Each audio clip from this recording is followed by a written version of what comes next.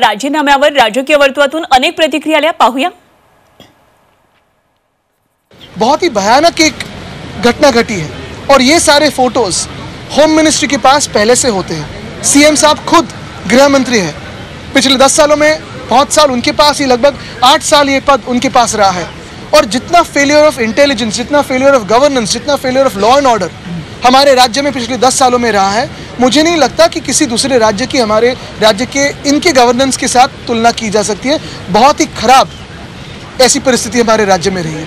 तो हमारी मांग यह भी रहेगी कि जैसे आबू आजमी पे कार्रवाई होनी चाहिए, जैसे सोलापुरकर पे कार्रवाई होनी चाहिए, कोरटकर पे कार्रवाई होनी चाहिए, ये सरकार, भाजपा की सरकार बर्खास्त हो। राजीनामा देऊन परत 6 महिन्यानंतर त्यांना परत मंत्रीपद मिळण्याची शक्यता आहे, कारण का हे सरकार दाखवण्यापुरतीच हे सगळे नाटक करेल आणि त्याच्यानंतर पुन्हा एकदा काही निष्पन्न झालं नाही म्हणून स्टेटमेंट देईल। म्हणून त्यांना आरोपी म्हणून त्यांना नेमलं गेलं पाहिजे। धनंजय मुंडेंनी आज राजीनामा दिला आणि मुख्यमंत्र्यांनी स्वीकारला।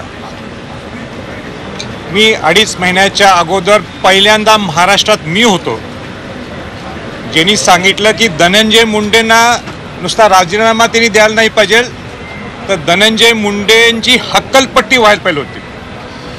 असो 2.5 महिन्याच्या नंतर त्यांनी राजीनामा दिला, पण राजीनामा देऊन विषय संपत नाही।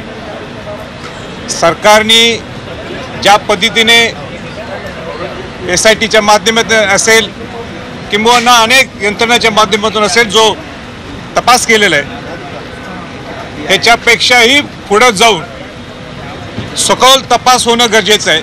का उशीर का लागला? महाराष्ट्रामध्ये गुन्हेगारी मोठ्या प्रमाणात वाढलेली आहे। गुन्हेगारांना पाठीशी घालण्याचं काम हे सरकार करते आहे आणि त्याचाच परिणाम आहे। आणि आज त्यांचा एवढ्या उशिरा शहाणपण जे या सरकारला आलेला आहे, तर महाराष्ट्राच्या मंत्रिमंडळात अनेक मंत्री आहेत, त्यांचाही विचार तातडीने केला पाहिजे आणि त्यांचा राजीनामा केला पाहिजे।